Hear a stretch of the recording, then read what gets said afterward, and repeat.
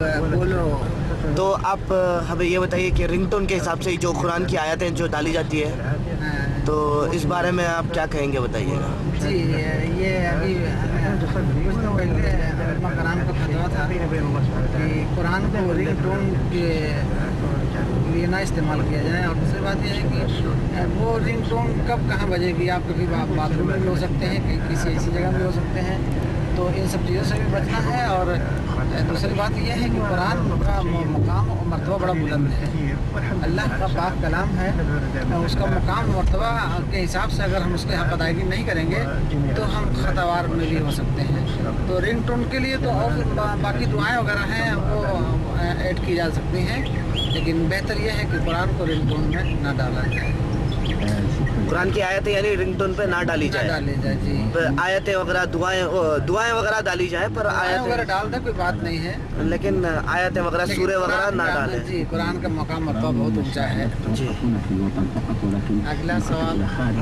और दूसरा सवाल बताइए, दीनी हिसाब से किसी आदमी को नमाज मस्जिद में पढ़ने से ज़्यादा मस्जिद में पढ़ना अफजल है, ये जानते हैं।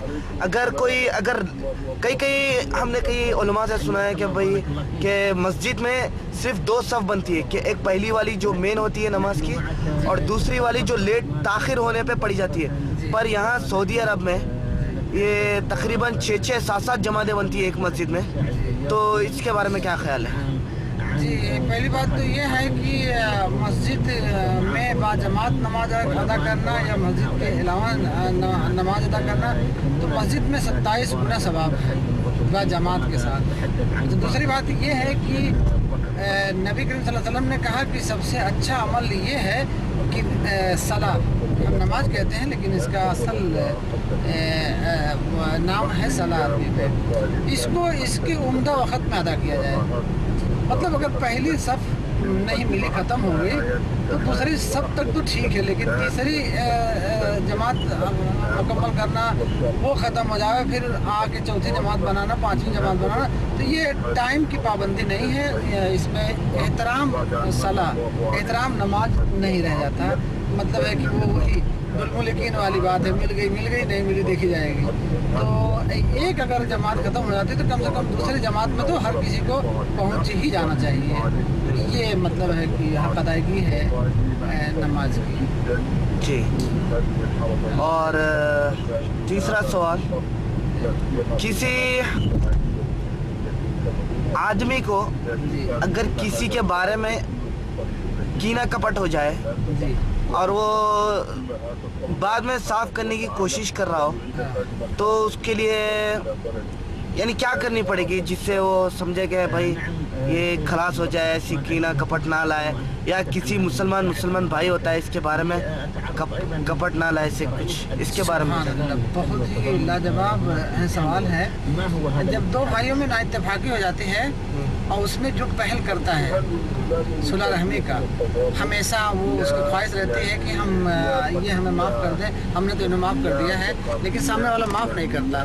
वो जब तक उसकी खैर ख्वाहिश में रहेगा, इस कोशिश में रहेगा सुलह रहमी की, वो नबी करीम सल्लल्लाहु अलैहि वसल्लम की हदीस है, इधर देखिए, नबी करीम सल्लल्लाहु अलैहि वसल्लम की हदीस है कि जब तक तुम ये काम पे करते रहोगे उसके मुंह में आग ढकेल रहे हैं आप, अगर वो सुलह रहमी नहीं कर रहा है। आप अपने हक में बड़ी बेहतरी कर रहे हैं। चलिए, हम मानते हैं कि मान लीजिए कि कीना कपट किसी के दिल में है, वो आगे वाले के लिए कुछ अच्छा करना चाह रहा है, पर वही आदमी अगर इसकी ग़ीबत करे कि इस तरह से, तो अब उस आलम में क्या करनी चाहिए? नहीं, उसके हालात को उसके ऊपर छोड़ देना चाहिए, क्योंकि वो लाइलम और नासमझ है। और लाइलम नासमझ से जब पाला पड़े, यहाँ तक कि अगर कोई आपको गाली भी दे रहा है और अगर आपको गुस्सा आ गया, तो फिर आप मुखलिस में से नहीं हैं। आपको गुस्सा नहीं आना चाहिए, बल्कि उस पर तरस आना चाहिए कि ये बंदा नासमझ है और अल्लाह की इस पे हिदायत हो। अगर ये साहिब इल्म होता, इस तरीके से बातें नहीं करता, तो आपने सब्र किया, आपने उसको दुआएं दी, हो सकता है आपके सब्र से उस बंदे को हिदायत मिल जाए, ये तीसरा सदका जारिया हो जाएगा। तो एक नादान से आपको 2-2, 3-3 नेकियां मिल रही हैं, तो कभी किसी भी नादान से या किसी भी नासमझ से राब्ता हो तो ये भी एक खैर बरकत की अलामत है। तो हम कहाँ नुकसान में हैं? सही है। नासमझ और नादान से भी हमें खैर बरकत मिलती है, 2-2 3-3 नेकियां मिलती हैं। और समझदार और साहिब इल्म से तो अल्हम्दुलिल्लाह वो तो हमें अच्छी बात ही बताएंगे, अच्छा रास्ता ही बताएंगे। जी सही है। जी अल्लाह ज़ाय खैर दे। बड़े खूबसूरत सवालात हैं। और जी चौथा सवाल, जी ये बड़ा ही पेचीदा और मुझे बहुत इसमें अजीब सा हो रहा है, उलझन वाला है। उलझन वाला है। जी जी मुझे कभी कभी ऐसा लगता है कि मैं जैसे कोई काम कर रहा हूँ, काम के यहाँ पर कभी ऐसा लगता है कि मैं भूले से जी हाँ, या कभी चलिए मान लीजिए जानबूझ के भी अगर मेरा गलती से मेरा पॉकेट में किसी का जहाँ काम कर रहा जी। मैं उसका 10 रियाल चला भी गया मेरा पॉकेट में, हाँ। तो मैं दूसरे तरीके से उसको पे कर देता हूँ। यानी उसको ये भी पता नहीं चलता है कि मेरा पॉकेट में गया, और उसको ये भी पता नहीं चलता है कि मैंने पॉकेट से वो खरीद करके ला के रख चुका हूँ मैं। तो अब इस दौरान में मैं वहाँ पर गुनाहगार हूँ या फिर क्या हूँ, ये बताइएगा। सुभान अल्लाह। जी एक पैसे के गुनहगार नहीं, क्योंकि आपने एक पैसा अगर आ गया गलती से तो उसको आपको जब भी ख्याल आया और जब भी मौका मिला आपने उसका उस तक लौटा दिया। अल्लाह ज़ाय खैर दे। हर किसी को यही होना चाहिए कि भूल। लेकिन तरीका अलग होता है ना। हमने क्या पूरे जैसे हम 10 रियाल इकट्ठा अगर किसी के जेब में डाल दिए हैं और हम जब लौटाते समय हम उसके अखराजात यानी जो कुछ भी यूज़ करने की इस्तेमाल वाली चीज़ें हैं वो लेकर आके रख दिए, तो अब वहाँ पर बात तो ये हो गई कि हम तो 10 रियाल डाले हैं, थोड़े ही सामान डाले हैं पॉकेट में। तो अब इस आलम में क्या करनी चाहिए?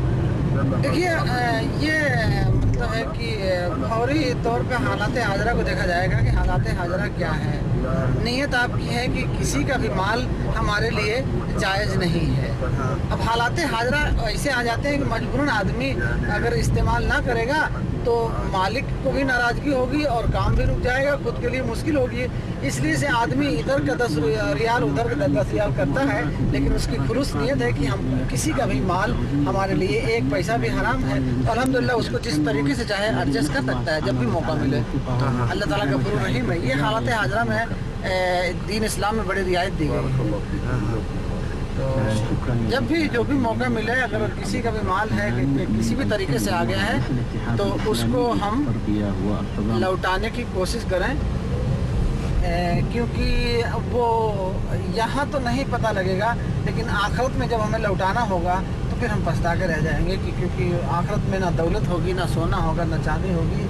आखिरत में लौटाना होगा, आमने सामने हिसाब किताब होगा, बंदा गिरेबान पकड़ के वसूलेगा और उस वक्त हमें क्या लौटाना होगा?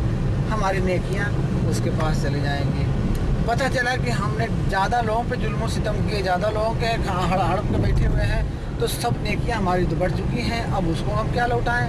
तो पता चला कि उसको लौटाने के लिए हमारे पास कुछ नहीं, तो उसकी गुनाहें हमारे कंधे पर डाल दी जाएंगी। इस तरीके से आखिरत में लेन देन होगा। इसको कहते हैं हकूकुल इबादा।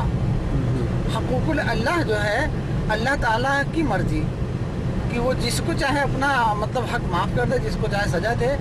लेकिन हकीकुल इबादा में अल्लाह ताला ने कहा कि इसमें मेरा कोई दखल नहीं है, एक बंदा दूसरे बंदे से अपना हिसाब लेगा, क्योंकि जो मैंने मुकर्रर कर रखा हुआ है उसकी हक अदायगी तुम दुनिया में नहीं करोगे तो यहाँ तुमको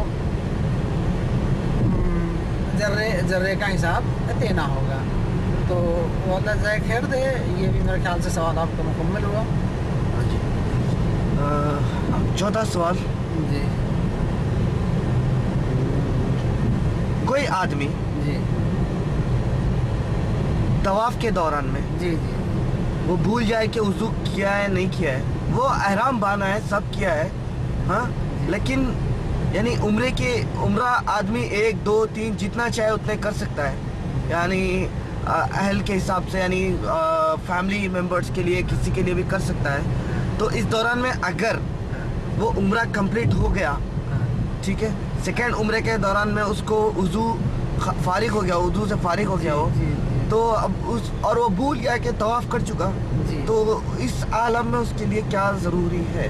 जी जो अनजाने में हुआ, भूल चूक में हुआ, उसको इल्म ही नहीं रहा कि उसने बावजूद है या नहीं है, लेकिन जब उम्रा के दौरान उसको याद नहीं आया, ये तो उसको याद आया बाद में कि मैंने वुज़ू किया था या नहीं किया था। हाँ। तो उम्मत मोहम्मदिया के लिए अल्लाह ताला ने भूल चूक को माफ़ कर रखा हुआ है। अगर उसका उसके उम्र की सुन्नत उसको नहीं मिली तो वो गुनाहगार भी